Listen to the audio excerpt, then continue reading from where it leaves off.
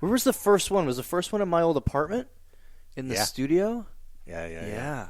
Crazy, right? All right, we're live. Okay. We're recording, just like the last one. We start on episode 1. Yeah. We started, I hit record, and we were like, is this thing on? I guess we're recording. We're live.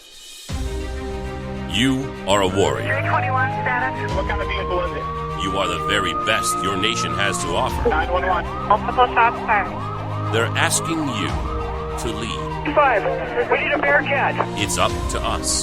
So 133. I need somebody that's got a visual on where the shooter is. You must be sound in mind, body, and spirit.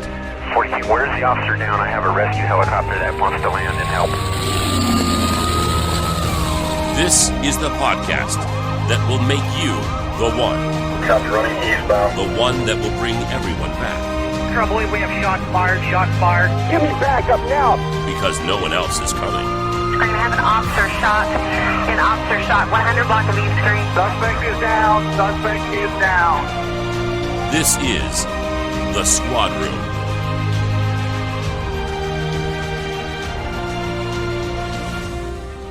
What's up, partners? Episode 100 is here.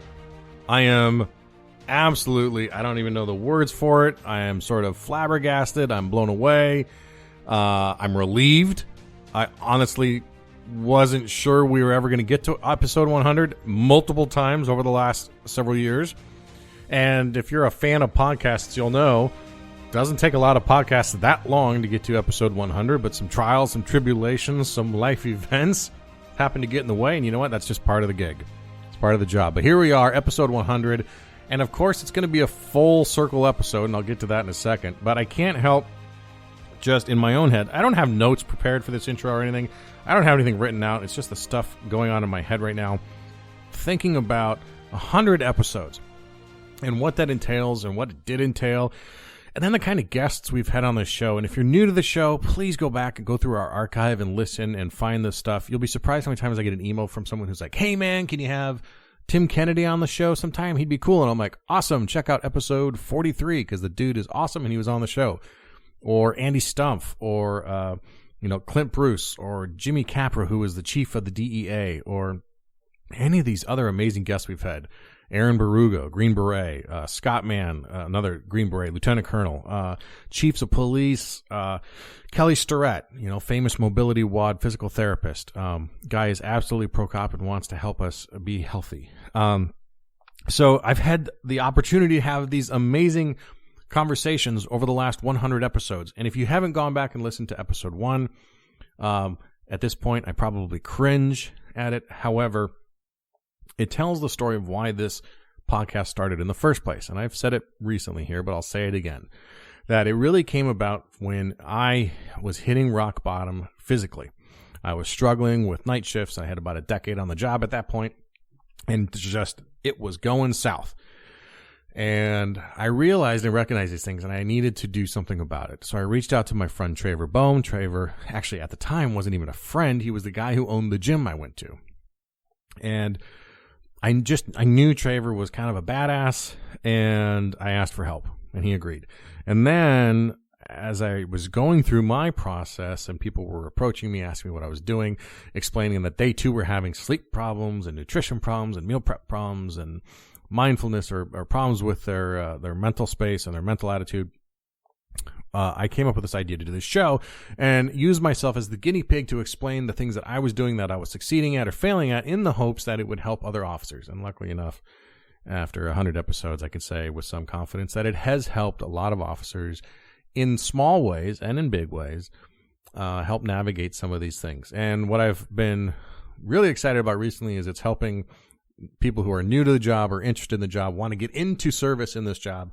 It's helping them plan for this career so that they don't have to navigate the things that I had to figure out. Because a lot of this discussion, like, if you're new to police work in the last 2 or 3 years, the level of discourse and discussion on officer wellness and mindfulness and stress-related issues with police has really risen immensely and exponentially. It's really become a thing.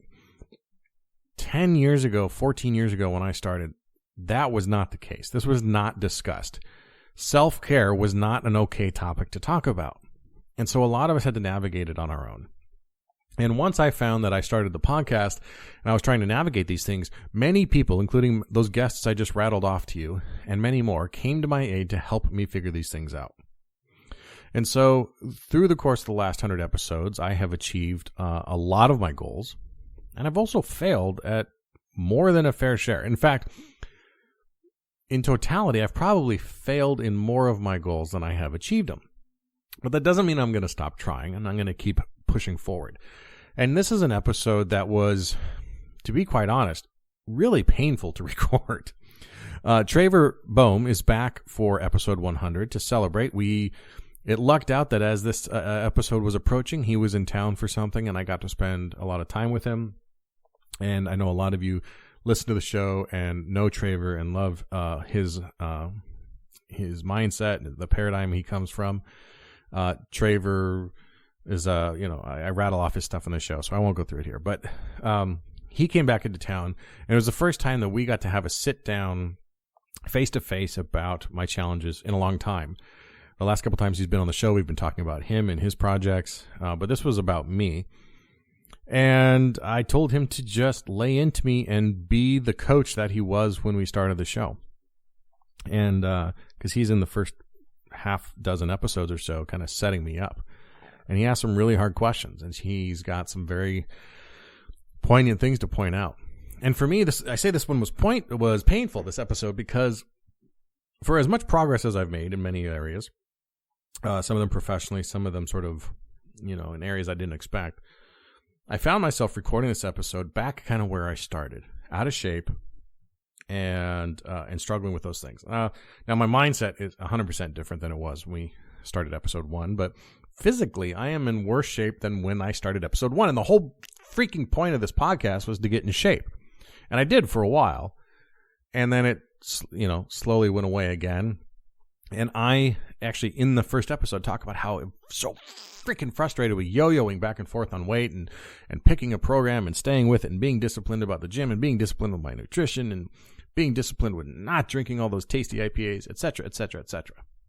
And I recently transferred into a desk job, and anybody who's gone from patrol and carrying all that weight around and up and around and moving around, because I'm not a sergeant that likes to sit in the office, to going to sitting at a desk all day long, even though I knew it was coming, I hit that freshman 15 extra pounds like a freaking champ. In fact, I think just because I'm an overachiever, I got an extra 5 in there too. So here I am at episode 100. Now I'm heavier than I was when I started episode 1, right? And I'm struggling. And now, not only on top of being more out of shape than when I started episode 1, now I have an audience of people who are listening to me who expect me to be to set the example that I always tell them to be, right? Be the one. And so I struggled. I struggled really hard with that. How much of this do I let out? How much of this do I share? Well, I can't be real and authentic and genuine if I'm not completely honest. Everything I talk about, be the one, the badges, all those things, absolutely true. But here's a key point. If I waited until I was perfect to share those things with you, to share the things that I think work, to share the things that have worked for me, then I never would have produced episode 1, much less episode 100. None of us are perfect. We all have struggles. And the difference for me between episode 1 and episode 100 is in episode 1, I was desperate. I was hurting.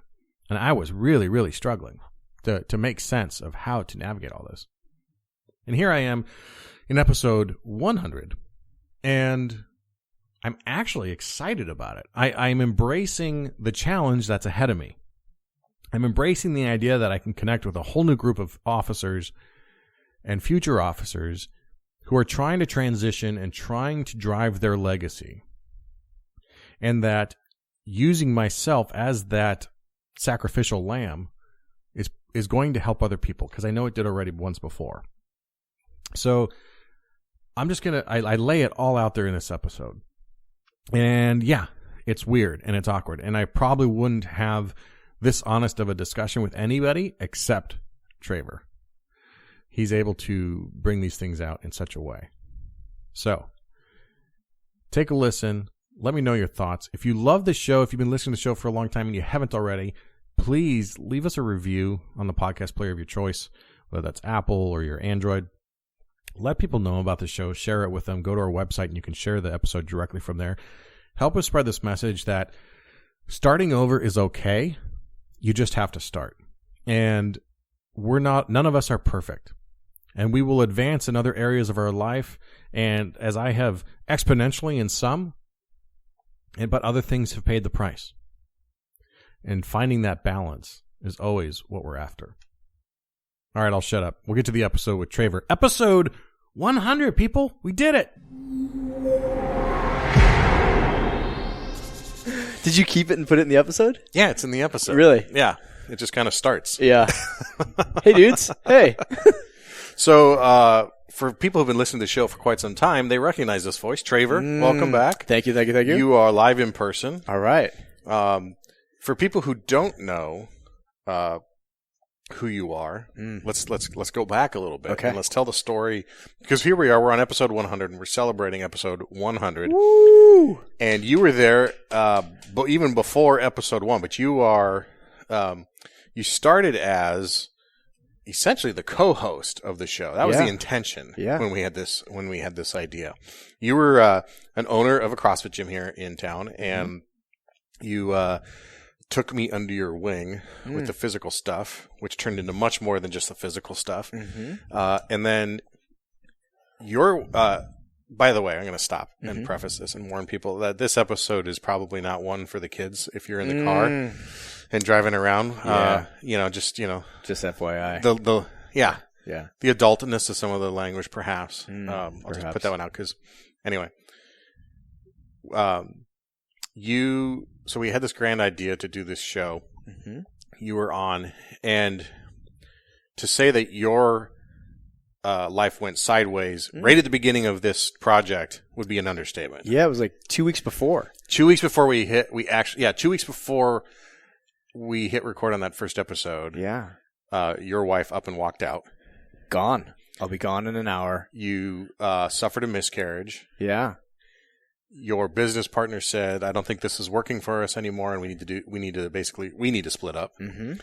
And you did what any reasonable person would do: is you packed up all your shit that you sold everything that wouldn't fit into your truck, and then just started driving around the country, acting as if this was your last year to live. Yeah. Which included spending 28 days in complete darkness.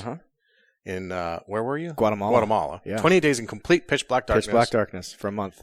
No light. 28 days out living in the Utah mountains. The wilderness. Yeah. The wilderness, learning how to fend for yourself and keep yourself alive. Boulder Outdoor Survival School. Highly recommend it. Working at a hospice center with people who were dying. Yeah. And then, so I cover some of this, but each of these transition points for you have been covered in an episode where you've come back and talked to us. Yep. However, this is the first episode we've done together in person since I think episode 27 when we talked about meditation and the importance of meditation. Yeah. So it's been 75 in my living room. Yeah. Episode 1 happened in your living room. Yeah. I brought over all this clunky gear.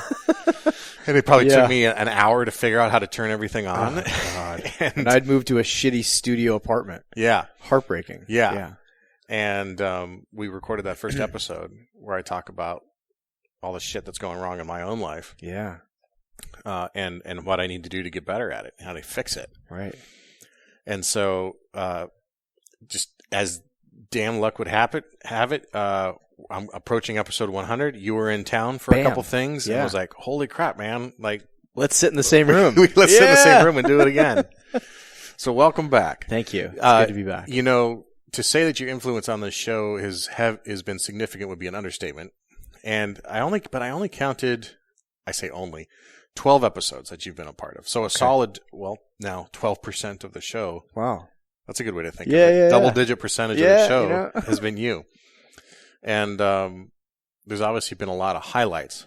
And we stay in touch and we stay in contact. You are now working your own thing. Well, give us a quick synopsis. You did the Year to Life. That was several years ago now. I mean, the show came out, the first episodes came out May 15th, 2015. Yeah. Wow. So this project is now almost 4 years old. Wow. And so a lot's happened good Yeah. in your life too. And I think it was episode 83 we talked about Uncivilized Man. Yeah. And so walk through that description. Sure. Of the last 4 years, or Well, just what are you doing right now? Sure. So people don't think you're still just traveling, wandering the earth in complete darkness. Or in the mountains. Yes. So I finished the Year to Live project, wrote a book, published it, and then a couple other things happened that, I threw some stuff against the wall that didn't work. Mm-hmm. And as we talked about in episode 83, I started a men's movement.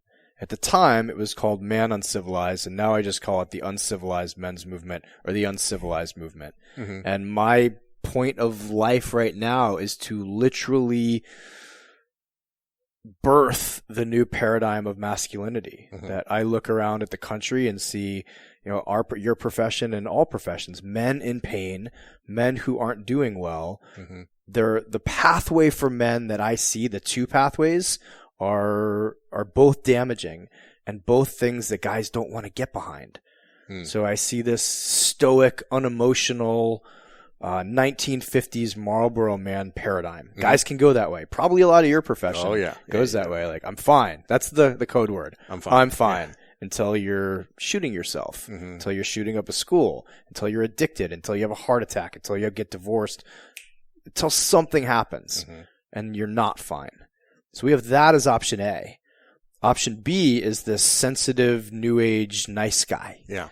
Who's, God bless yogis, but he's got a top knot and a yoga mat and is vegan and is just living by his emotions and is completely disconnected from his masculine power and his strength and is actually apologizing for it. And the beta male. That kind of idea, right? The guy who's been shamed out of his own masculinity, who hates men. He hates the masculine part of himself. The first guy hates the feminine part of himself and hates the collective feminine. And so I wanted to take an idea of how do we celebrate what's primal and natural and traditional. I still love traditional masculinity. It was just missing something.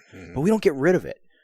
Right? We don't say that anybody who's stoic, aggressive and dominant, and or a risk taker is toxic. Societally, we do, right? The APA just came out with a report saying, like, this is what's toxic about masculinity. Yeah. Well, I think that's these are some really, really good traits for people in your profession. Really, really good traits for people in the fire department. Really, really good traits for a lot of men. But what's missing is this idea of consciousness. So I've taken the primal masculine and combined it with the divine masculine together. And the reason I called it uncivilized was I looked out at the world and went, I don't want to live like other men do. I don't want to go A or B. I don't want to be the 50s Marlboro man or the sensitive new age guy. I want to have aspects of both because I think I know now, like when I came up with the idea, it was a thought. But I know now when men combine them, we get the best of both worlds. And it's a pathway that men can look at and go, okay, you know what? I can get in touch with my emotions. I can learn conscious communication. I can learn to feel things and express feelings and have vulnerability. But the only way I can do that is if I have this foundation underneath me of strength, of power, of being a fucking man. Sure. So that's what I'm doing right now. And it's this, Garrett, when did we talk? When was episode 83? Geez, it was probably close to a year ago. Yeah, so this was an idea a year ago. Yeah, just exploded. So now this is my full-time job, talking about it, coaching guys through it. I have a book coming out on it, a full website going on it. I've created men's groups, prototype men's groups that guys can run. It's an ordeal at this point, where it's a company. It's such a hot topic right now too. Yeah, I mean it's timely. Yeah, in the sense that it seems like we men are really are struggling as a group. We're struggling with that. We have people telling us that we're toxic. I think a lot of people are out there, including you, doing good work to say, well, hey, there's a difference between. Sometimes people confuse, I think, toxic masculinity with just being an asshole. Yeah, there's toxic behavior. Right, exactly. But there's toxic behavior in men and women. Or men straight, right. Right. And so there's a difference. It's definitely a difference. And I think anyone would agree that the masculine traits are all positive things. Yes. Just as the feminine traits are all positive things. Yes. If you want to be an asshole while you are doing those things, that's about you, not about the gender. Completely. Yeah. And so guys aren't doing well, in my opinion, because they look and go, well, I can either go left or I can go right. And both of which are pitfalls. Right. And they'll pick one, which will inevitably lead to a pitfall. The 50s Marlboro Man will lead to addiction, anger, domestic violence, suicide. Because we have to fucking express our emotions. Humans express their emotions. And if we go sensitive New Age, we get completely disempowered, become codependent, don't do anything actualized in the world, and feel like shit. Yeah. And then therefore that lack of feeling powerful has to get expressed in a shadow way, right? I say it like it goes out sideways. So a guy who's so disempowered that he can't fuck his wife is most likely jerking off to hardcore porn. He's got some other way. He's banging hookers. He's got some other way to get that expression out, but it's not coming out consciously. So each way has its own. So guys look at that and go, well, I don't want to do that. Or they pick one and they fail. Or what's even worse is they won't go left or right and they just diminish. These are the guys that are just checking out of society. These are the guys that are isolating. These are the guys that are playing video games for 12 hours in their parents' basement and have just removed themselves from society and taken whatever natural inherent gift that they would be giving to the world if they actually had to, or had a hold of their balls and were out there doing something. And we all miss out on that. Or they get in really toxic relationships because they don't have the ability to just have a proper boundary, right? They can't set a boundary. They have no integrity. So they're completely out of alignment with what is naturally masculine, which is running through our fucking DNA. You know, you can take a dog and teach it to be a cat, but it's not going to be a healthy cat. It's not going to be a healthy dog, right? And then the challenge is when someone comes and bangs on the window at 2 a.m, you take that same dog and be like, go be a dog. Why aren't you being a dog? Where are all the good dogs? And that's kind of what we've done in society, in my opinion. You know, thinking about it in the context of this being the 100th episode and the 3.5, almost 4 years that we've been doing this now, you started the show as a CrossFit coach, an acupuncturist, a married man, a business partner. I'm just putting labels on different parts of your life here. Yeah. Entrepreneur is certainly one, and I'm sure there's others. Yeah.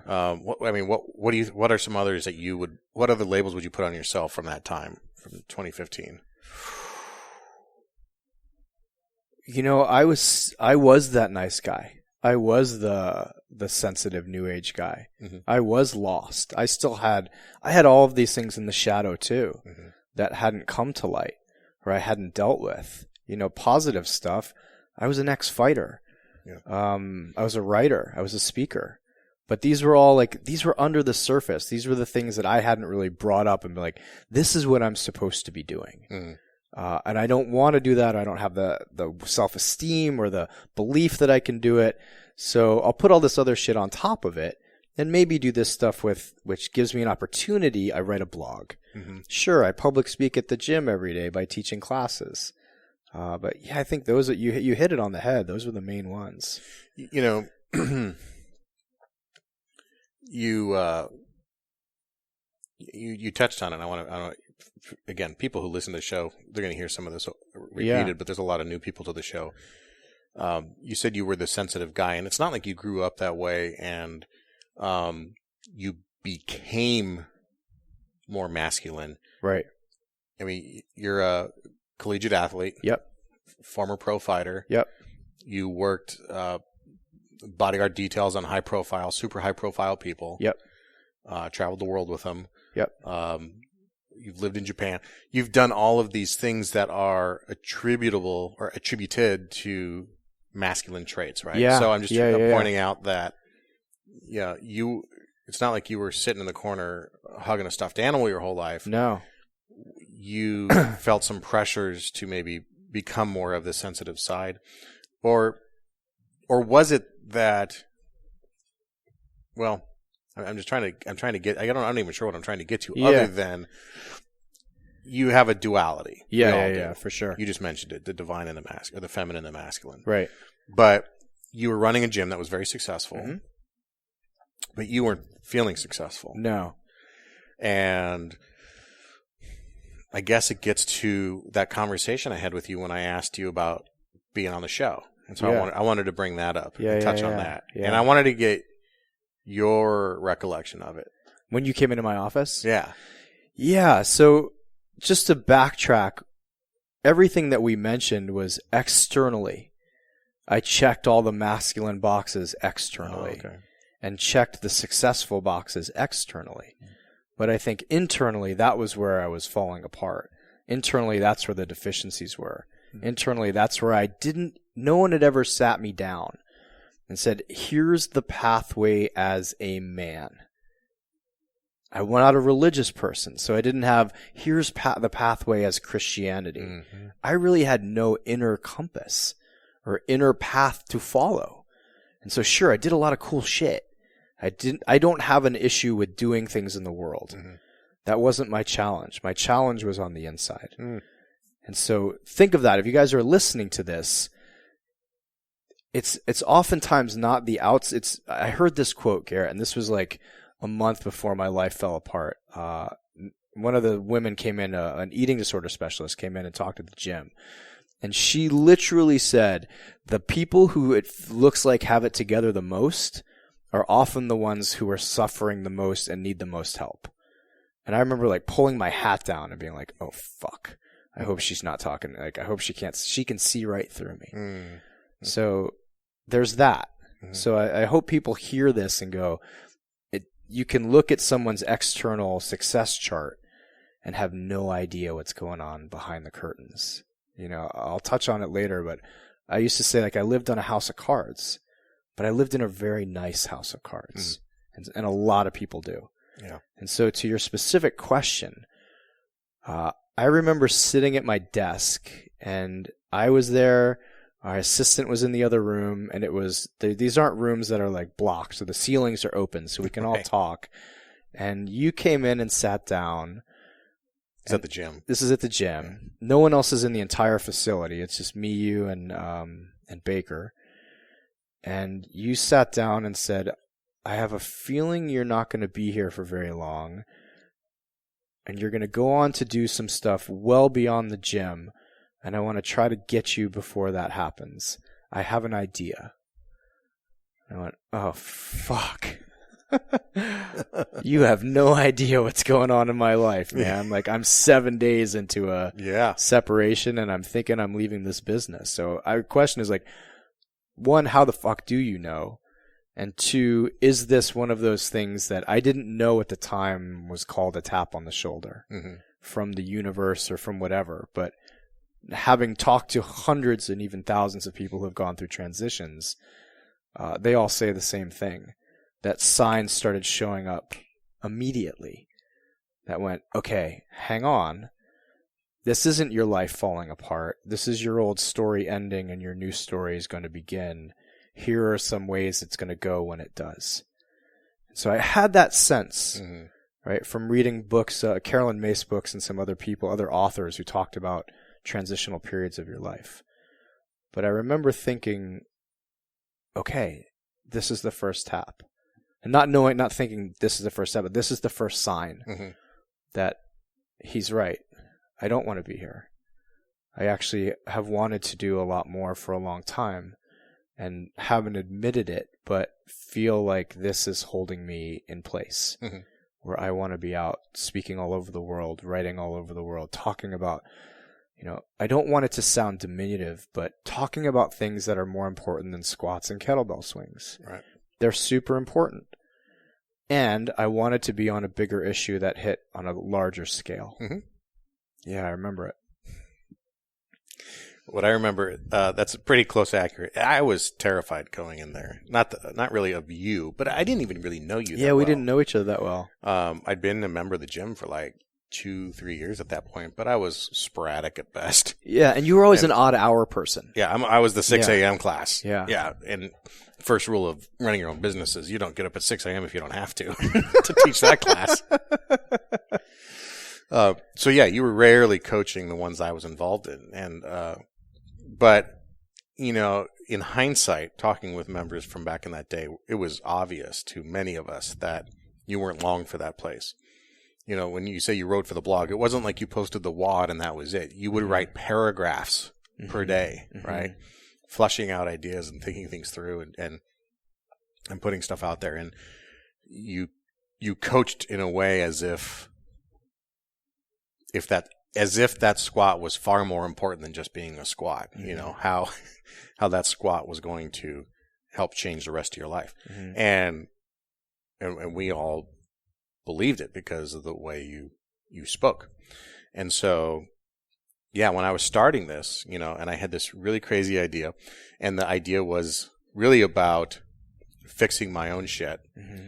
But I needed someone who was going to be able to hold a mirror to me, but who I could aspire to follow. And it was a short list of one. And it was interesting that we didn't know each other that well. And so, because I didn't know any of this, and you didn't tell me that day. Like, you said, sounds good. I think you just asked me to send you an email with some details, like what I'm looking for in terms of commitment. And it wasn't for a couple of weeks that you shared it with me, but I knew something was big because I did this right before Open Gym, right? So I after we talked, I went out and I started warming up, and I think I just put a little weight on the bar, and you came up behind me and gave me the biggest bear hug I think I've ever had. That's right. And you were choking up. Yeah. And I thought, well, that's different. Yeah. It was a clue that I was involved in something with you that was bigger than what I knew. Yeah. But that I think to me, it seemed like you got to admit to yourself a little bit of yeah, I do. I am not going to be here very long. Yeah. I am going to go do something bigger. Yeah. And I just take a lot of pride in the fact that I got to be there at the beginning to be one of many shoulder taps. Yeah. In that way. That's cool. Yeah, one of the first ones. I remember when you left the office to go work out, I walked immediately out and talked to Baker because he knew. He knew what had happened. Yeah. And he was like, it's starting already. Right? Those are like you said, there was no ceiling even there so anyone could hear. Yeah. Wow. Interesting experience. Yeah, for sure. And at that point, had you ever done a podcast? No. Right? No, I'd never been on one. Never been on one. Now you have your own. Yeah. And we'll talk about that. And we chunked our way through those first ones. But those first ones, I still get emails about episode 1. Yeah. Episode 2, those are the ones I always direct people back to about when they say they want to learn about me or what the deal was. Yeah. I say start there. Yeah. And then those episodes too, most of your episodes were you coaching me, not me interviewing you about stuff you were doing. Right. I interviewed you about Year to Live project and then the Uncivilized Man, but most of it was you helping me walk my path and something you still help me with. Yeah. Through texts and phone calls and little Zoom meetings and whatever we do every once in a while just to keep in touch. Yeah. Because you don't live here anymore. You're traveling around now, and I might even say gallivanting. Ironically, of all places, you ended up probably like 10 miles from my house where I grew up. That's right. Yeah. So, which is not anywhere near where we're currently sitting. No. So, funny to me that things like that just, it reinforces the small world that we're both in, right? I mean, my parents have still want to have you over for dinner. My parents are still there. Beautiful. So, when the show started, I wrote a quote down from the very first episode where I said, I'm talking about the show, and said that the squad room is devoted to optimizing the physical, emotional, mental, environmental, and occupational health and wellness of first responders around the world. That's a mouthful. That's quite a task too. Yeah. And at episode 100, I'm thinking to myself, well, that sounds like an arrogant prick at episode 1. At episode 1, but also how much work I have left to do. Yeah. In that realm. Right. There's a lot to accomplish still. Yeah. And the structure of the show has remained the same. 3 kind of formats. One, where we talk to subject matter experts in a variety of fields, nutrition, sleep, strength training, firearms tactics, whatever it is. Yeah. 2, we talk to officers and deputies who've had something happen in their lives, or something inspiring about them, or something about their leadership or their skills. And then 3 is about kind of documenting my process and me playing the guinea pig for different things to see what works for me, what doesn't, talking about my struggles and being open about those things in hopes that they can help other people. Because the show started because I was having trouble. I was in the worst shape of my life. Yeah. Was not dealing well with the stress and the continued rotating shifts. I'd been a sergeant for about 2.5 years at this point when we started the show, and was loving that part of it. But was also trying to find my own footing as a leader and supervisor. Yeah. And so I wanted to go out and talk to these people so that I could learn something. And then as I'm learning these things, my partners are coming to me and saying like, hey, what did you say you did for your sleep? I have a sleep problem too. Right. Or man, I really struggle with eating poorly on night shift too. Yeah. So I figure, well, if my partners are having these problems and I'm having these problems, and certainly other law enforcement officers around the world are having the same problems. And you know what? Sure as shit. No doubt. I get emails from all over the world, as I'm sure you do now with your project where you're connecting with people, and people in Australia or Canada or England, Hong Kong. Yeah, all over the world. I even get downloads in like Saudi Arabia, right? And I have to assume it's probably like service members or something, or like Pakistan. I get South America, all over the place. Yeah, it's crazy. It's translating because the themes are universal. Yeah. Right? When you're in service of others in the demanding job that we have, under the unique stressors that we have, you're going to have these problems. And so how we navigate them is really what it's all about. And it's been an interesting journey for 3.5 years where it's completely appropriate to come to episode 100 and wish that I could say, I figured it out. Here it is. Here's the prescription. Ladies and gentlemen, gather around for my New York Times bestseller on how to solve your problems. Yeah. But that's not the case. No. It's constantly evolving. And that what I thought was a firm, hard target to hit is a moving target. Yeah. And anyone who's shot moving targets know it's a lot easier to shoot a static target than it is to shoot something on the move, right? And so here we are at episode 100, and we're going to go back to episode 1 because though I've had successes in a lot of this over the last 3.5 years, some of those successes have become in acute instances, right? Or I've had success for 3, 4, 6 months at a time, and then something has been thrown into the mix to throw me off kilter, and I lose that success, and I yo-yo.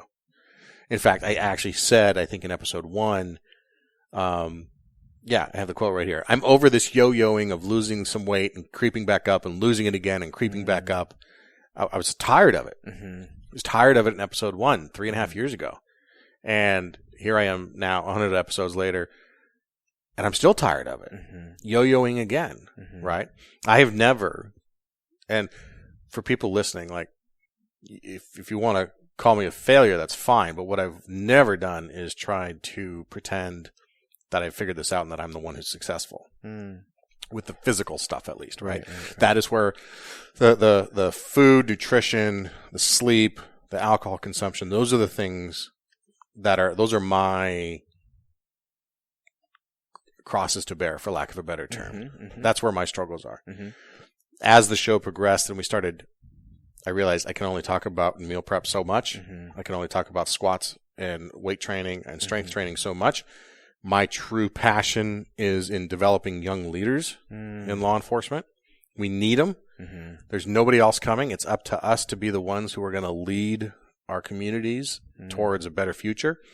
And I now have a platform to do that, and I was doing that. And then, so in those realms, I feel that I am much more successful because I am in alignment between my beliefs and my actions when it comes to leadership. Mm-hmm. But I still struggle with aligning my beliefs and actions in the nutrition and physical space. Mm-hmm. Make sense? Yeah, it makes sense. Because in that episode, we talked about know your A point, where you're starting from. Right. That's a common theme. We just had an episode on that called it What's Your 20? Right. Know where you're at. You have to know where you're at if you want to know where you're going. Right. Your path changes. Yeah. And here we are, episode 100. My path is now different. Right. I've learned a lot. There's things I can now take with me in my new challenge, but back to being in the worst shape of my life. But take that out of the equation, and everything else is exponentially better. Mm-hmm. So, but that's a big one. I mean, that's probably like 50% of it, right? Right. Because so much cognitive space gets taken up over that one thing that is festering. Yeah. Yeah, of course. So if you could just figure that out for me in the next 45 to 50 minutes, that'd I'm be great. all over it. You're just going to do 150 burpees right here, and then we're going to come back tomorrow. You're going to do it again. So, okay, totally off topic, but this will point to the way that you work. Yeah. And why I respond the way that you do your work. Yeah, you were over at the house for dinner the other night. Yep. My wife is reluctant to take on a new challenge that I think she would be amazing at. Yeah. And you asked like 3 questions and kind of held that mirror up. Yeah. And then, because it was about a phone call. She wanted a phone call to a potential client. And the excuses of making the phone call or not, and like, well, this could get in the way, or this politics plays a part. And you're like, great. Send me a screenshot of the sent call when you're done. Tomorrow. Can you do it by like noon tomorrow? Yeah. We can actually do it right now. I think that's what we said. That's what you said. Here's like, your phone. You said that, and then you're like, I tell you what, by noon tomorrow, because you had her on her heels at that point. And I still wanted dinner. Yeah. So, and you've done that with me plenty of times. Yeah. I'm like, great, send me a video. Yeah. I'm like, God damn it. Yeah. And I have to follow through. Because there's a small handful of people in this world I'm worried about disappointing, and you're one of them. All right. Truthfully. So anyway, I bring all that up so people understand where I'm at. Right. This is a good episode to talk about it because I've been wanting to talk about it. Yeah. I've been reluctant to talk about it too. Okay. And you struggle with this thing. You know, it's like on episode 1, when I got my first download, which I knew it wasn't a family member downloading it, right? That was a big deal. Yeah. And then I remember the day I got 100 downloads in a day. Wow. And it blew me away. Yeah. Blew me away that there was 100 people out there that were willing to give me a chance to help them navigate some of the things by telling my story and telling about the things that I was having to navigate. Right. And then connecting with them, right? It blew me away. Right. That 100 people would do that. And it took a long time to get 100 people to do that. Yeah. And then the day 1,000 people downloaded in a day. Right. And that blew me away. Larger than my department. Right. You know? Yeah. More people were downloading it on a day than work in my department. And so, and now the impact from that is exponential, right? Right. And magnified. And so the content of the show, I always work hard to make sure that it's a force multiplier for people, right? If I have a podium where I can talk to tens of thousands of people in an environment that helps them, the dark side of that is that I now have a responsibility. Well, that's not the dark side. I honor that part. I love that part of it, but I have an obligation to continue to be honest. But there's an interesting twist. This is, I'm a sergeant for a sheriff's office. I am not a media personality. I am not a motivational speaker on stage, that sort of thing. So some of these things were interesting after effects of having a successful show where you suddenly feel pressure from yourself alone, really, to put up a front as if everything is amazing. Yeah. Because you talk about how to be amazing. Right. That's why there's always an asterisk on my show of I'm the student here on most of these topics, not the teacher, right? I'm the student of health and nutrition, on sleep, on supplementation on all those things. I can talk with confidence and affirmation and strength on the leadership issues. Right. Got that. Yeah, fuck I know exactly where we need to go with that. Right. You know, my bosses disagree with me. That's okay. Yeah, they'll come around. I know where I need to go, and I know where we need to go as a group. Yeah. But, so you understand what I'm saying, though? do. Like, there's that it's a really strong desire to not post stuff on Instagram that's honest, or not post stuff and talk about stuff here. Right. Where it's like, you know what? I had a really tough week. Right. I had a really stressful week. I had a really stressful call that freaked me the fuck out. Yeah. You know? I had a call that, you know, whatever it is. I had something happen off duty that all of a sudden I was like feeling like I was in a Vietnam flashback. Like, what the fuck? It's really easy to not want to talk about those things. Right. But it's so important that we do. Yeah. You know, I had an episode recently where, you know, Doc Diego? Yeah. Yeah, I know Doc. Yeah. Awesome dude, right? Yeah. Just a couple episodes ago, he's a clinical psychologist. He does work with special forces. He does a lot of stuff with first responders, and he's got some new protocols for PTS that are really kind of amazing. And he was on, and it was only at that episode where I kind of brushed over it and didn't really even want to bring it up, but I felt like I had to. I mean, more cops are killing themselves every day than ever before, and people are still reluctant to get treatment. Right. And here I was, a guy who spent a large part of 2017 in therapy. Yeah. But I hadn't talked about it yet. Yeah. And wasn't willing to talk about it openly. Right. Like, what kind of hypocrite am I being if I have all these doctors and psychologists on saying, hey, it's okay if you go get treatment. It really is. Like, you need to get help. Yeah. If I'm not willing to talk about it openly because I'm still afraid of all those things that everybody else is afraid of. Right. The judging by your peers. Right. The concern by your department that you're not fit for duty. You know, all that nonsense. And you know what? None of that happened. Good. But it's still in your head, right? Right. So it's even in my head. Yeah. Even more so because when I talk about it, it's not just me and you talking about, hey man, I decided to go get some therapy because I had some weird shit come up about a call that happened when I was a rookie. Yeah. And it seemed to like really throw me off. Yeah. And you and me having that conversation here together is one thing. Right. But the fact that we're wearing headphones and a microphone means 10,000 people maybe. Lots of people are listening to this and hearing it. And then I'm risking judgment by putting it out there. Right. So I'm rambling. I realize that. But it's a real challenge to continue to be honest. But it's a commitment I make. I have made. And so here we are, out of shape, heavier than I've ever been. Doctor last week told me, you know what, I'd like to see you lose 70 pounds on 1,500 calories a day. It's like, are you fucking kidding me? I get the weight. 15. So what, doc? It's like we might have to put you on blood pressure medication. Okay. You're looking pre-diabetic. Okay. Okay. All right. So that's my A point right now. Okay. Here we go. Let's rock and roll. All right. Let's switch gears here. I'll take over. Oh boy. So first of all, I'm a little scared, everybody. Congratulations on 100 fucking episodes. Thanks, man. Like, we got to sell it. That got deep for a second. That got heavy. That got really heavy for a minute. People listening, watch the format that's about to unfold. First of all, congratulations.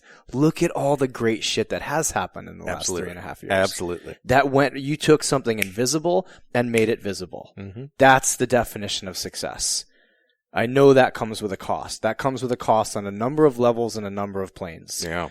Most of which we reflect in the physical as our health, our anxiety, or our weight, period. Congratulations.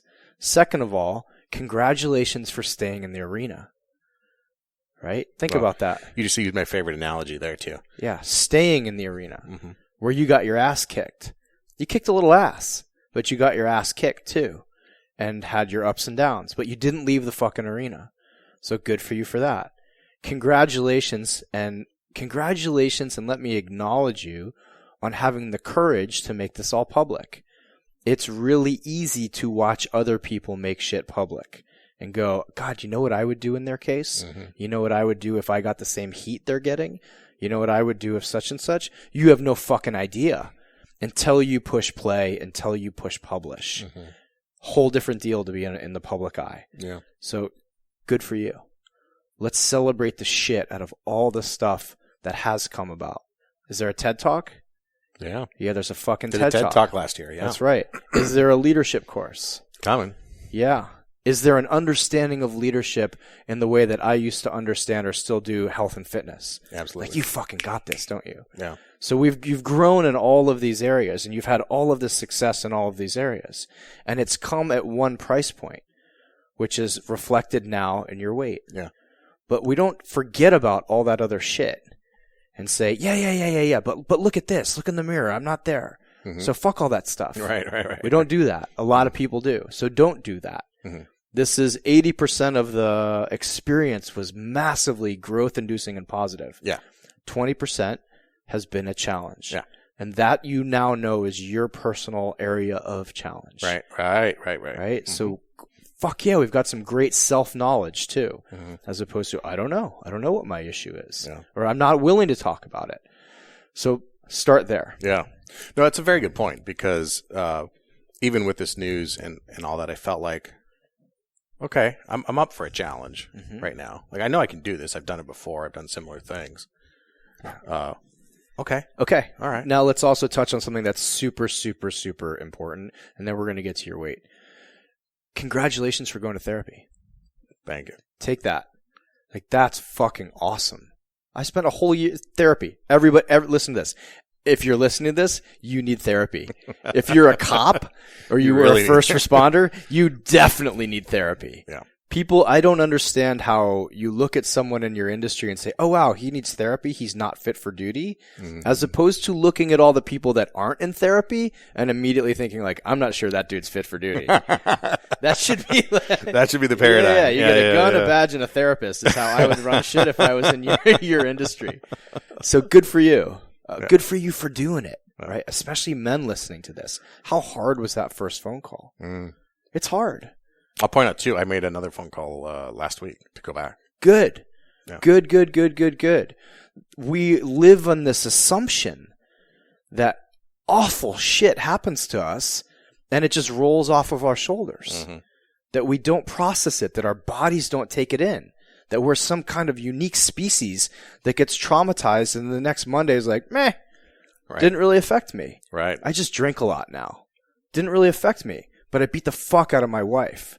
Didn't really affect me, but I'm cheating on someone. Didn't affect me, but I'm stealing from the company. Yeah, it affected you. So good for you, one, for doing it, and then the ultimate kudos for taking the risk and talking about it. Thanks. Yeah, own that. So you've got, now I think we're at like 92% of just fuck yeah.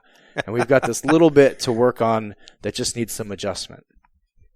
Here's the mantra. We talked about it in the car. Yeah. Begin again. Right. Doesn't matter if it's 4 years later and you're right back where you started. Begin again. Doesn't matter if you spent 10 years building the company. Boom, you lost it overnight. Begin again.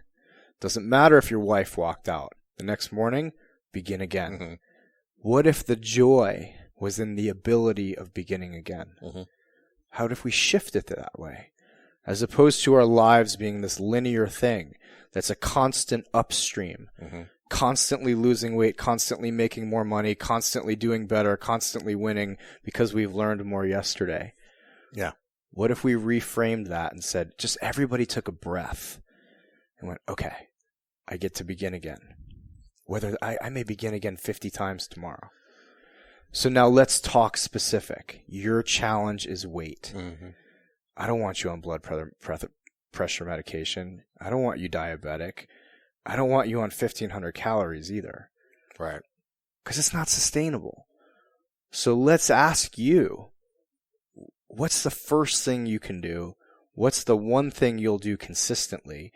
And how do we put things in place? How do we put structures, accountability, and some kind of joy into this? Yeah. So that it's consistent. Yeah. Right? And your challenge, I know personally, is that you went to one of the best gyms in the world and now don't have that same experience.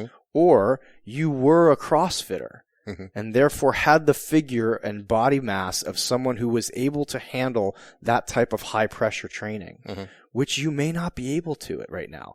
You may not be able to because of your age. You may not be able to because of your adrenals after doing that for so long.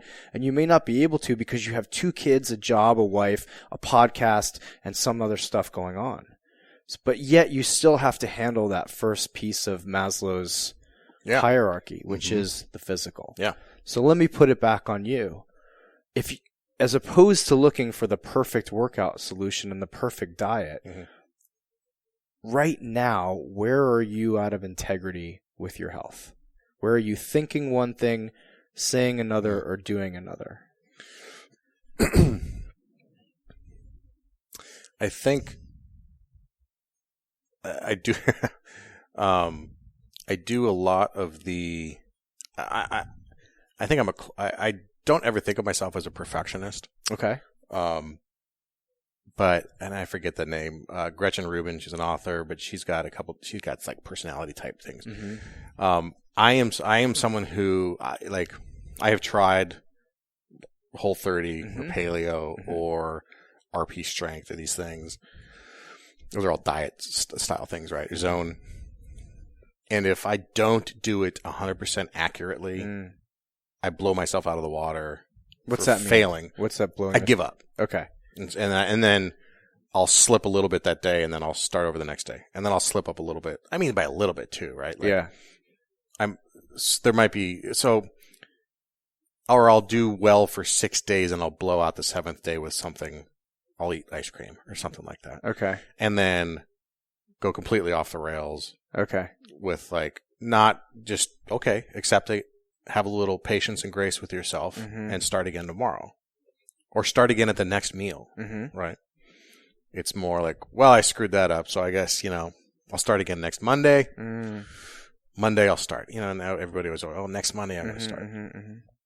And so that has historically, I think, been the thing. What I have found, let me back up a little bit for people too, most of this journey happened on rotating shifts while I was still on patrol. Right. That is such a fundamental fucking thorn in the side for anybody. Yeah. And I talk to guys and my shifts rotate every 4 months. Day Right. shift, night shift, day shift, night shift. There's guys who rotate every 2 weeks. Right. How do you ever get a night's sleep consistently? Yeah. And stay up with your circadian rhythm when you're doing that? You can't. Oh my God. It's impossible. It's impossible. So even on 4 months, right. Because like you said, I got kids. Right. Half the week I'm sleeping like a zombie or a vampire. Right. And the other half of the week I'm trying to sleep like a normal person. Right. Doesn't work. Right. Bad sleep, has led to 3 sleep disorders. Right. For me, and I guarantee most cops have something. Yeah. There's actually that's just called shift work sleep disorder. They're just I don't know if that's just made up or not. They're just fuck it, we'll just call it what it is. But it's you are so all over the place with your sleep that you never have consistency. Yeah. That has been the biggest struggle.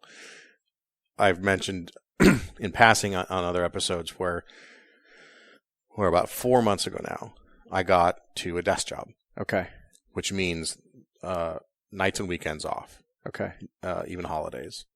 Probably not a lot of call outs for what I do.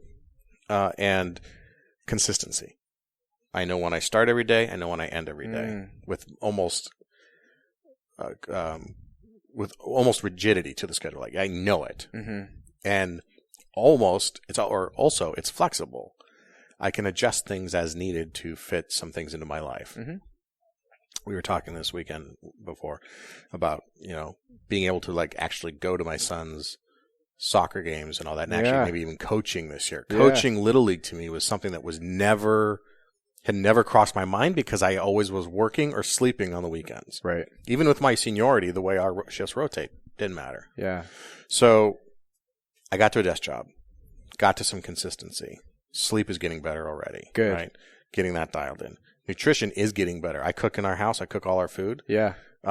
So I have a huge say in what gets made. Yeah. Right. And because I'm on a desk job, I'm able to do the shopping to kind of plan stuff in advance. Those things are moving forward. Okay.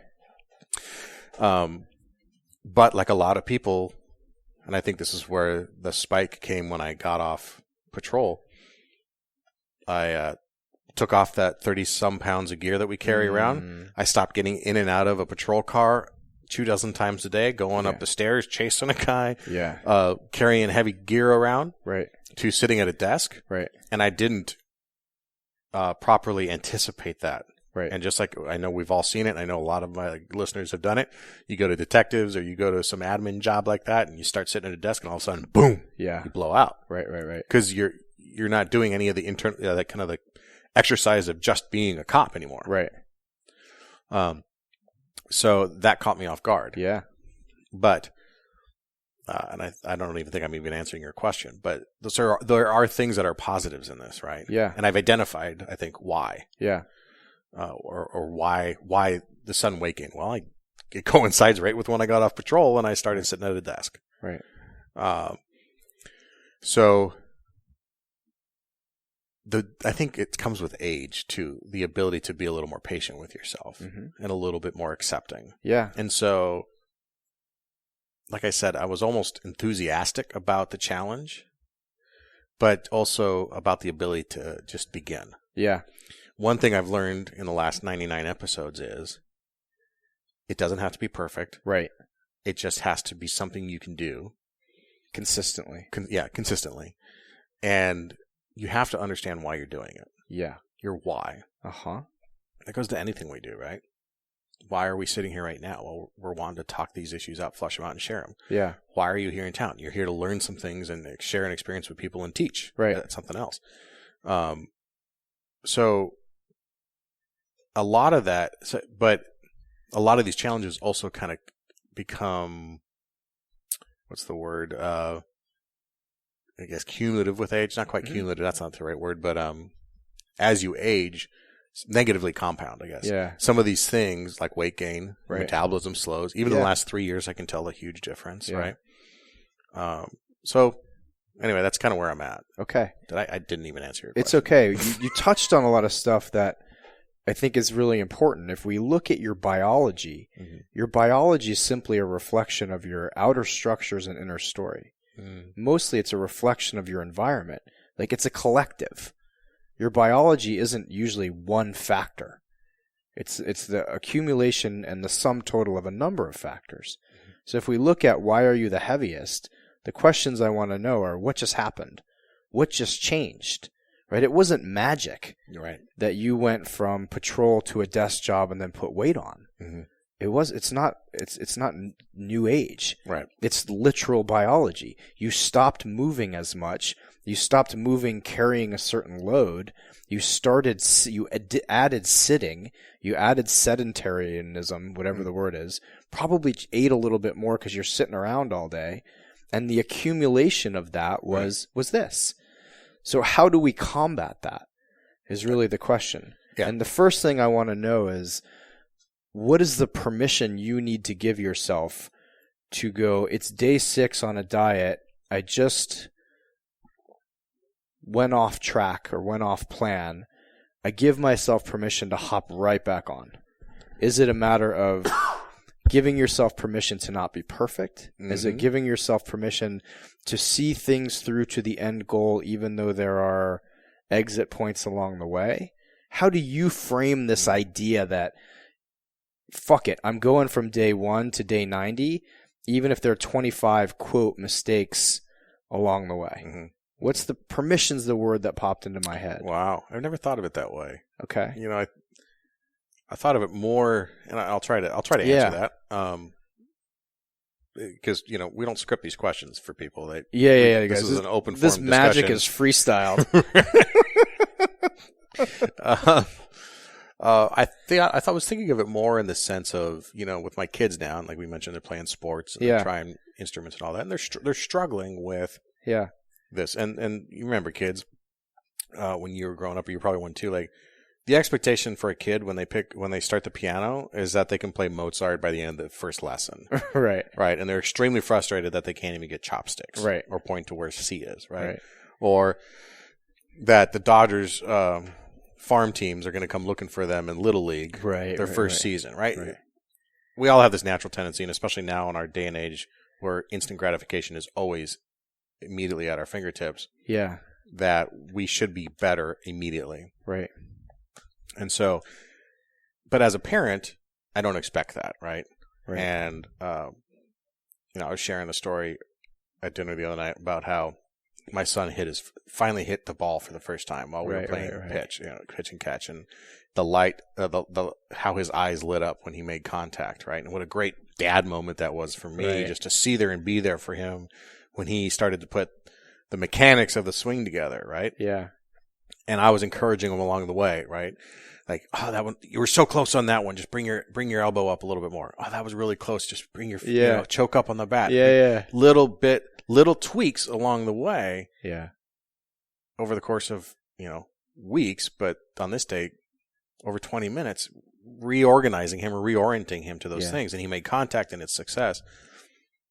And I think to myself, like, we never talk to ourselves that way. Oh, that was good. You were so close. Try this a little bit different next time. Oh, you're going to, because I have a plan for this. This was in my head 10 minutes ago. Okay. So, but we do that for our kids. Yeah. We do that as supervisors. We do that for the people who work with us. Right. Hey, that was a really good report that you wrote, a really good arrest.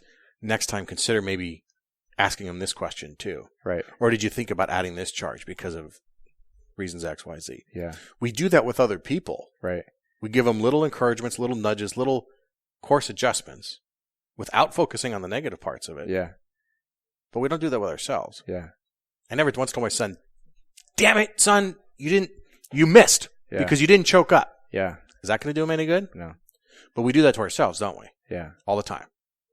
All the time. Yeah. Yeah. That quick question for you. Before we get back into the business, would you trade the 70 pounds for the memory of watching him hit that ball? No. Good.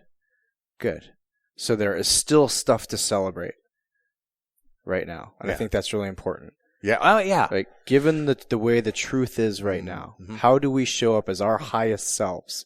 Yeah. Given the reality and the truth as it is in this moment. And see, that is so different. Me being able to stand that and acknowledge that now is so different than 99 episodes ago. And it's because of the stuff we've talked about, the stuff I've talked about with other people here, and the deep work I've done in that. Yeah. 3 years ago, I would have said no, because I'd give up the moment because the 70 pounds mean I was more energetic and I was around more anyway. I'd give you reasons. You can lose them, but you can't. That memory will stick with you for the rest of your life. Yeah. So back to permission. Right. Okay. So trying to frame this as permission. What permission do you need to give yourself so that 18 months from now, you're still on the course that we set tonight? This is great podcast when I'm stopping and thinking and it's just dead air. We can just pause it and people will be like, he got that so fast. He just jumped on it. Yeah. I think it goes to some of those acknowledgments. It's okay to screw up. And not only it's okay to screw up, you're going to screw up. What if you don't even frame it as screwing up? If we call it something else? Something with less of a charge. You're going to be less awesome for a moment? Yeah. I mean, we can make it as flowery as we want, but what do you use? Or what do you I just say get off track. Yeah, off track. Right? Yeah, off track, on track. Off path, on path. Right? Screw up. Words are things. Yeah. Like, literally think about this. Sure, yeah. You say a word, it leaves your mouth, it becomes a actual physical thing that you then put in your back pocket or a backpack and you carry around all day. Yeah. At the end of the day, you dump that backpack out. But you carried that shit all day. Yeah. So why not frame it as a way of just saying, okay, got off track. I'm back on track. Yeah. Boom. Give yourself permission to go off track and on track in 20 minutes. Screw up may take a emotional path that takes you a day or two to recover from. Interesting, yeah. So choose your words wisely. Yeah. So we've gotten two big mantras tonight already. One, begin again. Be willing to begin again. Write that. I know people with that tattooed on themselves. Begin again. Number two, words are things. Oh, yeah. So be hyper fucking vigilant about the words that you're using. Yeah. And now three, What are the basics? What are the basic for you've had 99 episodes? What are the basics for you personally to move well, eat well, be well? Yeah. Basics. I gotta do this is a mental health check as much as anything, right? Like I gotta be doing something every day. Okay. Like, physically. I mean, in the physical realm, in the working out, and the exercising realm. Yeah. My day, especially when I start my day with exercise, I win that day. Mm-hmm.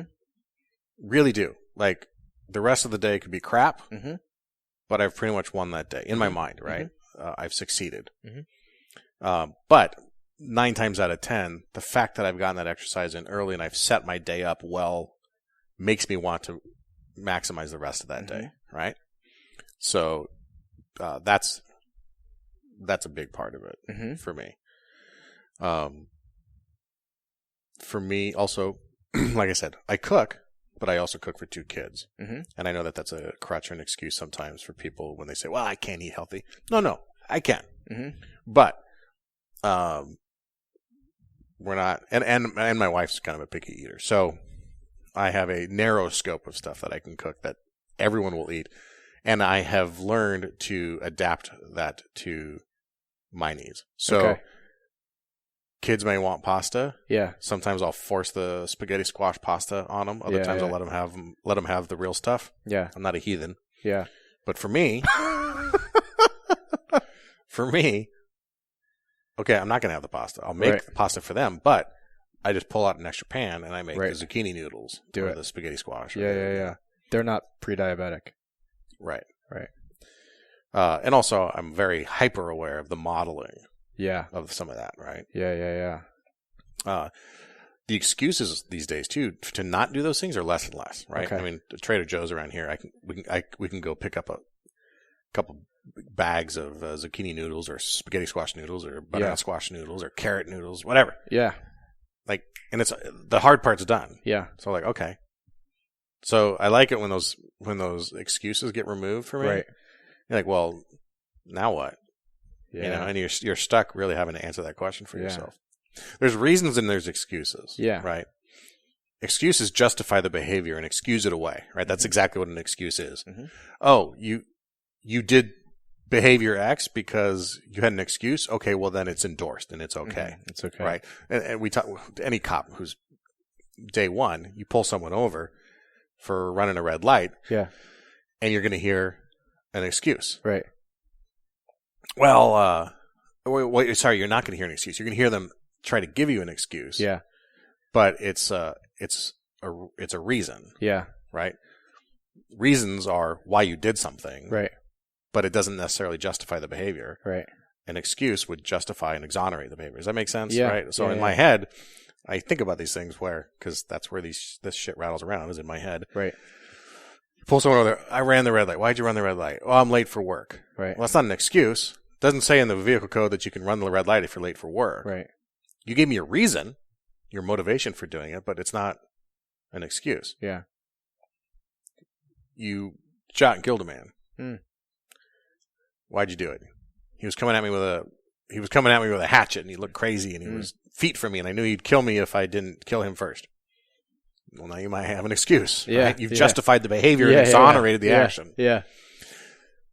So, go back to how that attempted murder, or the homicide relates to zucchini spirals. Yeah. Is you remove this is the magic of this show. The reason, right? Yeah. This is gold. Removing that reason. Yeah. And now you're left with, okay, am I going to make an excuse or not? Right. And can I justify it and do I exonerate the behavior? Right. No, I don't. So. Okay. So basics. Yeah. It's all basics. You got to move every day. Move every day. I want to try and 80-20. Can I make 80% of my meals clean? Yeah. Absolutely. Fuck yeah, you can. Those other 20% can't be complete shit either. No. But I can relax a little bit. Right. I know for a fact I do better when I'm off bread. Right. Like, pasta doesn't seem to be bothering me that much, but when I eat bread, I feel awful. Okay. I should probably stop eating bread. Yeah. And I do for the most part. Okay. Sugar, sweeteners, that sort of stuff, not a big issue for me. I don't really drink sodas. I might have might have one a month. But even then, I typically don't. Yeah. Beer? We'll talk about that. That's a problem. Okay. And especially in the context of going from where, I was working 3 or 4 days a week, so that cut out half of my week of possible consumption time. Right. To desk job. Oh, I'm home, Yeah. Home in time for dinner even, and for the evening shows or whatever, you know. Sit there and drink 1, 2, 3. And, obviously, over the course of even just a couple of months, that's a lot of calories you're taking in that just don't need to be there. And it's other factors too. Other crap, yeah. Yeah. Oh, yeah. Okay, so simple stuff. What are the basics for you? If we were to put a plan together right now and said, okay, we're not shooting for the moon, but how do we shift your life? How do we shift all of the things around you? Because again, your biology is just a reflection of your lifestyle. Your lifestyle is a reflection of your beliefs, your needs, and your wants. Sure. So how do we shift those? And if we Marcus Lemonis'd you or Fight Clubbed you and put a gun to the back of your head and said, okay, what changes do you know right now you could make immediately that would start momentum gaining in this challenge? What would it be? Does that move every day? Okay. Take a big pause from alcohol. Okay. Because it just the calories alone. Yeah, what's a big pause? At least 60 days. Okay, cool. Of abstinence. Yeah, right? yeah, just yeah. Complete abstinence. Yeah. Like just right. And which I've already actually started. Okay. And because I know that alone will improve my sleep, reduce my weight, clear up my head, all those things. It's as much as I profess to just enjoy the beer itself. I mean, I specifically like beer. I like, and wine too, but mostly, beer is a real issue. Yeah. With the caloric density of it. Yeah.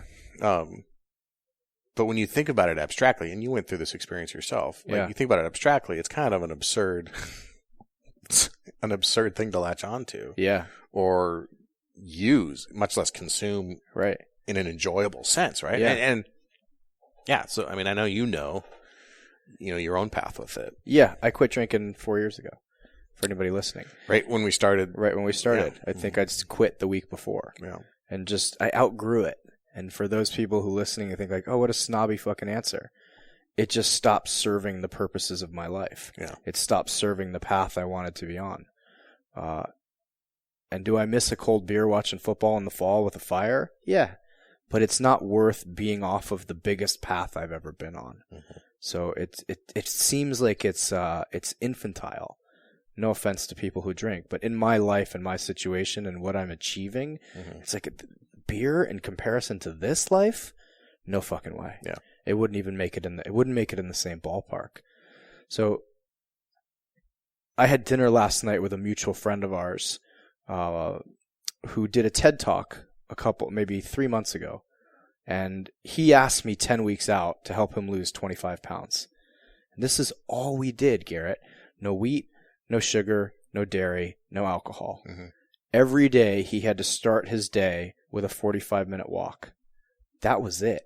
I gave him some basic movements. And we're talking, he's an older man, so he had some limited mobility. So there was not a barbell. There was not a kettlebell. There was not a pull-up bar. There was literally planking, some three-quarter squats, and some sit-ups. And he lost 25 pounds in 10 weeks. He got back to his wedding weight, and this is a guy in his 60s. So basics. But what he did, which was so important, was he got his ass out of bed. He did his meditation, did like 10 minutes, 15 minutes of meditation, 5 minutes of journaling, and he was out the door. Out the door with what we'll get to next was a pair of headphones with his own voice in his head. So it sounds like there are some challenges of your own self-talk. It sounds like that you're not having the conversations with yourself that you had with your son about choking up on the bat and the success of hitting the ball. Where I personally start every single day with a 15-minute voice note, one of about 3 or 4 of them that I have on my phone, talking about where do I want the uncivilized movement? What does it look like a year from now? What am I celebrating? Holy shit, how far have I come in the last 3 years? If anybody gets a hold of my phone that I lose it, they're going to be like, this is the most arrogant motherfucker on the planet, first of all. He records himself basically jerking off to himself looking in the mirror. But whatever. I don't care. Because I start my day with that literally every single morning. It's a visualization. It's a visualization, and it's a reminder that I'm actually on my own side. And so when you said, like, don't we all do this? Don't we all beat ourselves up? I don't. And I haven't done it for years, ever since I started doing this practice. It's not a gratitude practice. It's not a holistic. It's literally my voice going, guess what? We're fucking crushing it right now. You are crushing it. X, Y, and Z has happened. You're making this much money now. Do you remember 3 years ago? It's literally a pep talk. Yeah, some shit's happened. Okay, we got to deal with this. Yeah. Remember, these are the basics. It's a reminder. It's like reading a self-help book that I've written to myself, but it's my voice in my own ear too. So I want you doing this. It's funny you say that. Okay. Because that was what I was recording yesterday. Just something simple. Just the magic between the two of us. And we didn't talk about this. No. This wasn't prep. But I think it was because you made me do something similar quite some time ago about some forward thinking and like visualization 3 months down the road. Yeah. What would you say to yourself in 3 months, and listen to that every day? Yeah. And so I want to try to put this for people too. Like, we're talking about this challenge that's in front of me, right? But I'm actually excited about it. Good. And that's weird. It seems weird because in the past it's been cataclysmic or it's been seemingly insurmountable, but I've done it before. Right. I now have more tools in my toolbox for this. And I saw this cheesy quote on Instagram, like it was half of Instagram is all moto stuff. Yeah. But it was something to the effect of, you were assigned this mountain to prove that it can be moved. Yeah. And I thought, oh, what a lovely way to think about something like that. Right. Because of this format, because of the show, and because in 100 episodes we've gotten away from some of the specific stuff of like the nitty-gritty of the uncomfortableness of dealing with the shitty sleep and the bad weight and the organizational stress and all that sort of stuff, to bring it up here and be like, nah, I'm going to lay it all out there once again and guide some new people who have come to the show since this first episode, and help guide them as I guide myself through this transition. And so, I'm not being morose about it at all. Actually. Yeah. But I recorded this thing yesterday. Good. So thinking, I want something to be able to click into. Yeah. And just hit on every day. Yeah. One of the other things I listen to every morning, I've started to, this isn't a long running thing, but recently, and I've done it in the past, but I love listening to a piece Joe Rogan did called Be the Hero of Your Own Movie. Yeah. It's like a minute and a half. Yep. Love it. And thought, well, I got Joe Rogan in my ear every morning. Not a bad voice to hear, but I should have my own. Definitely. Because you're absolutely right. Because when we think something, it becomes our belief. Right. And then those beliefs become our actions out in the world. When we say something, that becomes one of our actions. Yeah. And those things need to be in alignment. Definitely. And I think the expectation is that you are constantly in alignment on all things at all times. Nonsense. And that was what I thought trying to start this journey on episode 1. Yeah. And here it is. I'm realizing, no, you're always kind of playing kiddie bowling, right? You're bouncing off the rails. Yeah. And it's important to have those gutter rails up. Yeah. And those gutter rails are our self-awareness about what we're doing, our beliefs and our actions. Right. But if we don't have those rails up and we just send the ball into the gutter, that's when we're completely out of alignment and we don't realize it. Yeah. Is that a weird analogy? Or is that no, what I think sense? It's a great analogy. We don't ever evolve past our own biology and past our own humanity. So you can do 100 episodes with 100 fucking geniuses. That doesn't mean that if you don't get up and work out in the morning, that your body will look like it does. Right. right? And I think that's a challenge as we all evolve with more and more information. The basics never change. We got to move. Mm-hmm. We got to eat well. We got to feed our minds with our own positive thoughts. That trifecta right there, you're on the path. Mm-hmm. You're back on the path. You're going to lose the weight. You celebrate the weight. Keep recording these. For people listening, record yourself for 10 or 15 minutes talking about how successful you are and where you want to go in only a 3-month span. Mm-hmm. I find that people jump to the private jet. They jump to the billion-dollar company. But yet what's actually fucking terrifying is making your first 6 figures. Mm-hmm. Or losing your first 10 pounds. Mm-hmm. So I don't advocate you sitting here being like, I looked in the mirror today, 6% body fat, just rippling abs, and I looked amazing. Like, no, I stepped on the scale and I'm 10 pounds down. Mm-hmm. I know we're going to get 10 pounds down. Let's get 10 pounds down. Let's actually lose 1 pound 10 times. You can lose a pound. Mm-hmm. How do we lose a pound? Right? Your goal right now is to simply lose 1 pound. And that's it. And then repeat the process. Yeah. 70 times. It's so doable when you feed yourself in these ways. And I can't emphasize this enough. You've got to be in your own fucking ear. Mm-hmm. That's the most powerful tool I know. Listen to it in the car. Mm-hmm. Listen to it on a walk, especially. If you can get up and get moving and listen to it. Like, people think I'm nuts walking down the street in Colorado. Like, arms in the air, pumping my fist. I'm like, fuck yeah. I don't care if it's 5:45 in the morning. Where's your movement? Mm-hmm. What's your life as a public figure? Where's your book? Yeah. Oh, you've been sitting on all that shit for 5 years. I haven't because of this stuff. And then get back to the basics. Right? Don't overthink this. Mm-hmm. Fall down, get up. Fall down, get up. Fall down, get up. Right? Get back to those basics. Even if you just walked, Garrett. Yeah. Yeah. Literally. Walking and diet, you're going to knock 10, 15 pounds off. Right? Period. Yeah. Get up every hour. Set an alarm at your desk so that 60 minutes doesn't go by without you walking this parking lot. Something to just get up and break the frame of, I've been sitting for 3.5, 4 hours. Mm-hmm. Right? Those of us who sit and type, it's so easy to let 3-4 hours go by. Get up.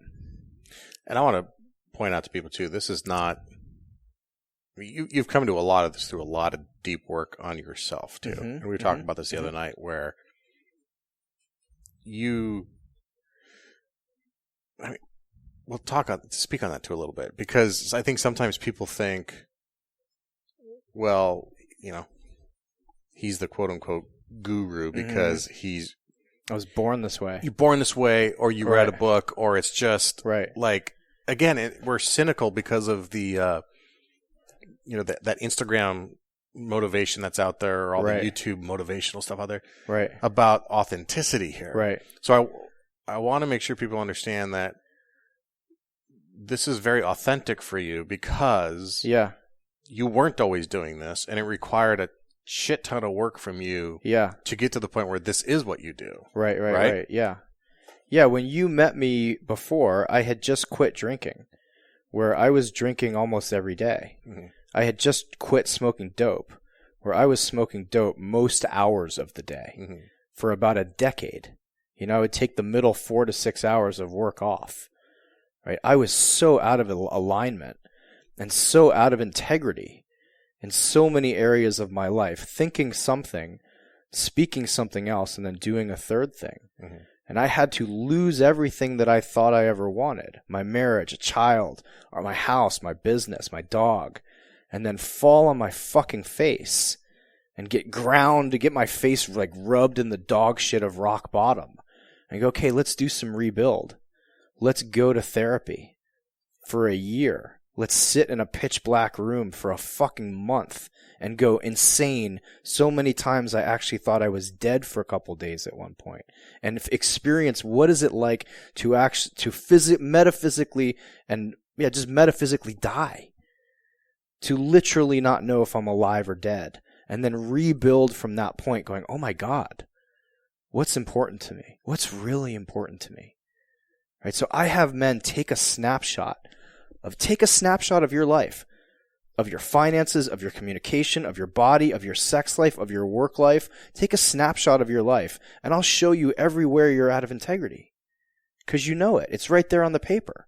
It's like an analysis of your business. Here's where you're losing money. That's where you're losing power. That's where you're leaking power. Right now, you're leaking power out of your weight because somewhere in that fucking equation, there's a lack of integrity. There's one thought, there's a spoken word, and there's a completely different action. So for those of you hearing this, I was so goddamn out of integrity, it wasn't even funny. There were two completely separate lives. And this journey has been not just a rebuild of integrity, but then just like you, make it public. Make it all fucking public. Write a book about it. Make a blog about it. And then go after a subject that required me to be in so much integrity that I was dancing on the razor's edge of interviewing people who have been accused of sexual assault, of pushing a men's movement that people immediately look at me and go, all right, you're a fucking misogynist just for pushing a men's movement. Having to deal with every insecurity you can imagine, Garrett, by making my life brilliantly public. Here it is. I tell my sister, I wake up every morning, I put a target on my back, and I hit publish. Like, here, you want to shoot me? It's right there. I'm spelling it out for you. And there is a biological toll to that. It requires me to have an extraordinary group of people around me that I get to call, right? Like how many I've called and like, I don't know what the fuck to do. I've hit my limit here. I've hit my ceiling of, oh shit, if this gets any bigger, this means there's another 10,000 eyeballs on me. If I have another 10,000 eyeballs on me, I better have my closet clean, which is not easy to do, right? Still human, still have a shadow, still have shit in the background, still have insecurity, still have wounds, still have challenges, still want to do things that I used to want to do. Man, this journey has been a wild ride of introspection, and then what is real authenticity, of challenging that and having to look at that from 50 different angles. Where can someone fuck my life over? Okay, only on the inside. That's where I got to do all the real work. All of this happens in here. Well, you can't control anything that happens outside of you. Can't control anyway. it. Yeah. And it's going to be fucking insane if you make your life public. Yeah. It will be insane. Yeah. So yeah, I'm speaking from the rebirthed place. But anybody listening, don't think that I didn't hit the death of my old life, and thank God for it. You know, my wife, after you were over for dinner the other night, my wife asked me if you'd changed since because we knew this was going on. Yeah. If you had changed since I first met you or since we first recorded episode 1. And it was almost hard to articulate, but and I listened to episode 1, parts of it anyway, today in anticipation of this recording, and it was like a blast from the past. But so much of you is in that first episode.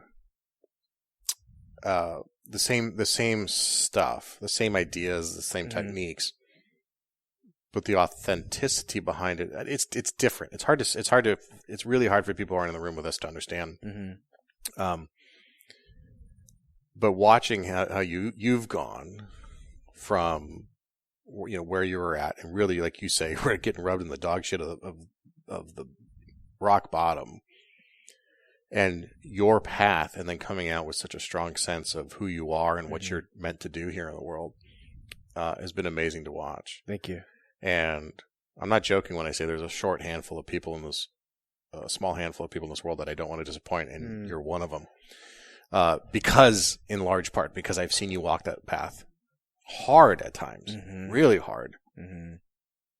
We've had some conversations where it was like, I mean, I wouldn't wish some of that experience on anybody. Yeah. And some of it you did voluntarily to take this on and really go deep. I mean, deeper work than anybody I have ever heard of. Yeah. But we all need that torchbearer somewhere to follow in different parts of our lives, right? Yeah. I particularly need, that in the physicality and that sort of stuff. Other people might need it in how to develop their own leadership, or how to develop their relationship with their spouse or their kids. So I want to touch on another thing that's just been a consistent through this too. And one of the things we talked about in that first episode is the importance of coaches. You can call it a coach, you can call it a mentor, whatever you want. Yeah. But having people around you that will call you on it, Mm-hmm. like I know you will, but also can share, can guide, can provide some perspective, and hopefully that you are doing for someone else too, right? We should all be in these groups. You're the average of the 5 people closest to you, right? But you should also, and what's the other saying? If you're the smartest guy in the room, you're in the wrong room. Right. Definitely. But we should also be sure to be passing what we know. There's no reason to withhold anything you have, you, I, or anyone listening. Right. Don't withhold any of the knowledge or skills or abilities you have to wait to be perfect. Right. We need to be sharing those things as we learn them and passing them down. Definitely. Yeah. We're all in this together, right? Fuck yeah. And I have coaches. You have coaches. Yeah. Right. I have people that I think what's super important. I was thinking about this the other night. Someone asked, where do you get, and I don't want this to sound like it's about me, where do you get the courage to lead a movement of men? Mm-hmm. And I say, I don't have it. What I have is a group of people behind me that say, if and when you fall backwards, we got you. Right. We got your back. That's it. Mm-hmm. It's not this self-generated none of this bothers me, or it bothers me and I'll walk forward. Mm-hmm. It's no, there's a fucking team behind me of good people who say, yeah, you gotta go forward. You actually have to take that step knowing there's a 50% chance you're going to fall on your face. You better fucking take that step. Mm-hmm. If you don't, this isn't the right crowd for you. And those people are out there doing exactly what you're doing. Mm-hmm. Right? I'll make it public. We said it in the beginning, like who are the people in the arena? Mm-hmm. That's the only people I'm hanging out with now. Right. Right? You too. Yeah. Right? You one of them. Like, if I call I just fell flat on my face, what are you going to say? Fucking get back up, dude. Good. Good. Get back up. Good. Yeah. Good. Get back to it. Yeah. What'd you learn? That's the juice behind the courage. Yeah. So many people are trying to go this alone. Mm-hmm. Self-generation will lead you really well for about 10 days. Right. Period. Unless you are an anomaly. And if you are an anomaly, most likely you've been an anomaly your whole life, and none of this pertains to you. You're the Tiger Woods. You're the guys on TV. Mm-hmm. Great. Awesome. I really wish I was Richard Branson. I'm just waiting for that day that I turn into him magically. No, you knew at 16 or you didn't. Mm-hmm. Right? I'm the type of person that needs someone behind them with their hands out. Yeah. And knowing that, man, that's the key. Because that actually allows you to take the risk. I've made phone calls saying, I am fucking terrified about pushing publish on this thing. This could bury me if I hit publish. Mm-hmm. So I'm going to do it. I just need to say this to you. And having them go, we got you. Mm-hmm. Yeah. Mm-hmm. Yeah, you may. You may get buried. Hit it anyway. See what happens. Someone's got to be hitting publish on this shit. Yeah. Someone's got to be talking about the things no one else is talking about. Right. Someone has to be bearing their soul on a podcast saying, hey, guess what? I'm 70 pounds overweight. Because there's a fucking guy in Indiana who's 140 pounds overweight. He wishes that he had my problem. And he wishes he had your problem. Right. And he wishes he had help. Right. And he doesn't know where to go. And that's the guy that's going to listen to this and go, okay, I need to reach out for somebody. Right? I've had people, if I can just say it, from this podcast. Yeah. Call me and say, I don't know where else to go right now. Mm-hmm. I'm going to kill myself. And no one in my department will listen to me. Yeah. People make fun of me when I bring this up. Yep. Can you help me? I go, well, I can put you in touch with a couple people who actually are going to turn you the other way. Not turn you away. We'll turn you around and listen to you. Yeah. And so I think that idea we need to get across, especially in your profession. Mm-hmm. Like, let's drop this idea that you guys are supposed to be one solo, all on your own, yet somehow a team, but a team that's not taking care of each other when it comes to anything that's emotional or anything that's going to lead to you putting a fucking gun in your mouth, right? Which you talked about in the beginning. This is happening. Yeah. Why is this happening? Like, I want to ring your professions to grab someone and be like, why is this okay? Yeah. You guys are tasked with taking care of me? Take care of your fucking selves. Right? Or let me help you take care of yourselves. Or let's take the bullshit off. Mm-hmm. Right? And it is conversations like this. It is what you're doing. It is being open and saying, good, that guy went to therapy. I can go to therapy. right? And for everybody, do that. Be the leader in your own team. Be the leader in your own life. You talked about Joe Rogan saying, like, be the hero. Mm-hmm. Hero's a jump. Like, be a fucking leader. Yeah. Even if that means raising your hand and saying, I need help. Because you and I have both done that how many times in the last 3 years? Yeah. Or 4 years? Mm-hmm. Countless times. Yeah, I know we got off track with weight, but it needs to be said, man. That's absolutely right. It goes to all of that, you know. I'm going to quote my own TED Talk here for a minute. Fuck yeah, you are. But, you know, the hero to me, and in his word of the hero, but I actually use this, Romain Rolland, who's a Nobel laureate, said a hero is a man who does what he can. Yeah. And I think that's just a fantastic quote. Because it brings that idea out of the intimidating stratosphere. Right. And it puts it into actionable things about what can you do. Right. Which goes to the other thing of we always talk about on my show about be the one. Right. Be the one to bring other people back. Be the one to be the true warrior who goes out and helps people and is a leader. Mm-hmm. But that doesn't mean that by being the one that you're by yourself, that you're alone. Mm. Be the guy, be the one who's in a group of ones. Yeah. And then you'll find massive success. And again, to the point, because we'll wrap up here, that has been the most fantastic part of this experience over the last 100 episodes. Yeah. Is learning from people like that, from people like yourself, and going from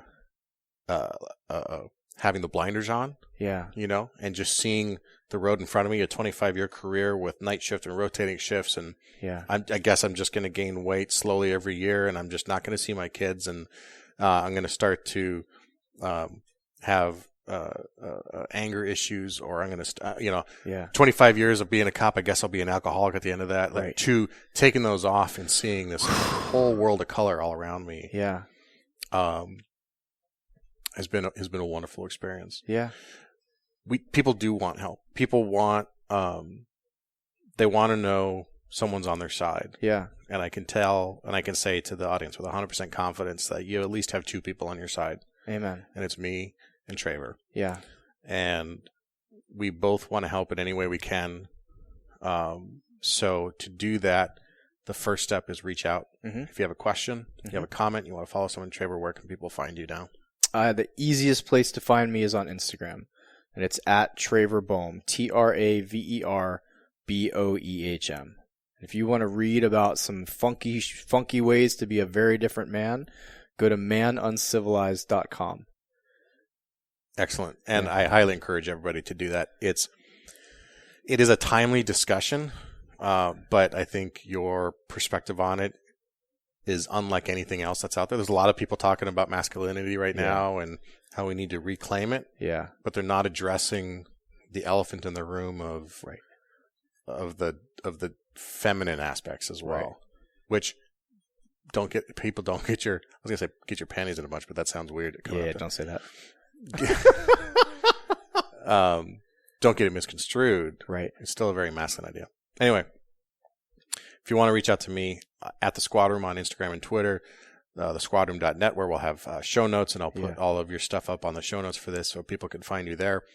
Or the Facebook group is also where I do a lot of my stuff with my people. So if you're on Facebook, you can search out the Squad Room podcast group. It's a closed group. We just do that to keep out the riffraff. Yeah. I joke. I mean, not riffraff, but, we want to make sure it remains pro-cop, and mostly cops or people who want to be cops or people who are retired cops. Yeah. Go in there, ask a question, share an experience, or just email me if you really not be comfortable doing it out in the public. Like this. Yeah. Garrett, 2 R's, 2 T's, Garrett at thesquadroom.net. Shoot me an email. Let me know how we can help you, because this has got to stop. Yeah. For sure, man. Good to see you, brother. You too. Let me just say, I'm fucking proud of you. Thank you. I mean it. Thanks, man. I mean that. And I'm proud to know you. This was an idea of yours. This was your baby. And it's grown into something magical. And I don't know the number of people that you've helped. I don't know the number of lives that you've saved. I don't think you'll ever know. No. But I am proud to know you. Thanks, man. That means a lot. Yeah. Thanks for having me on. Wow. Honor. All right, there you have it. Episode 100. It's in the books.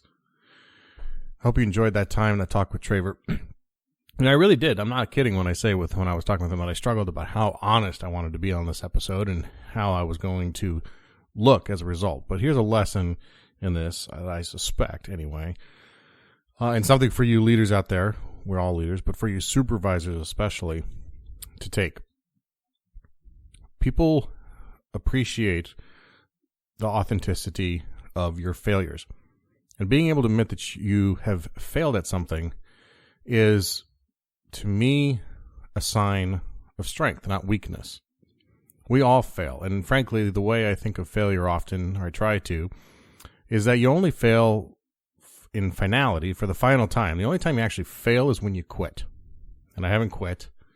And in fact, looking forward to the next 100 episodes of the show. But in every way that I have gotten better, things have ebbed and flowed. Some things have gotten worse, but I know what I need to do. I have my objectives, my goals, and I'm moving forward. And I haven't quit. I failed at being consistent, but I haven't quit. And I hope if you're struggling with something out there, this connects with you in some way, and you understand that you haven't really failed until you quit. And each failure teaches us something if we're willing to listen to it. And when we share those things with the people who work with us and who work, quote unquote, under us in a chain of command, I think they appreciate that and they understand that, because no one expects us to be superhuman except ourselves. And some of the times the self-talk that we use when we talk about ourselves or to ourselves is the kind of language we would never use with someone who's working on our squad or who is, again, quote unquote, under us in our chain of command. We would never use that kind of discouraging language with them, so why do we use it with ourselves? So anyway, thanks for listening to this episode of The Squad Room. If you do like what you heard today, and if you got something out of this, please share this conversation with someone close to you. Consider leaving a review on iTunes and now it's called Apple Podcasts, or whatever player of your choice. I do read each and every one of them, but more importantly, it helps spread the word of the show.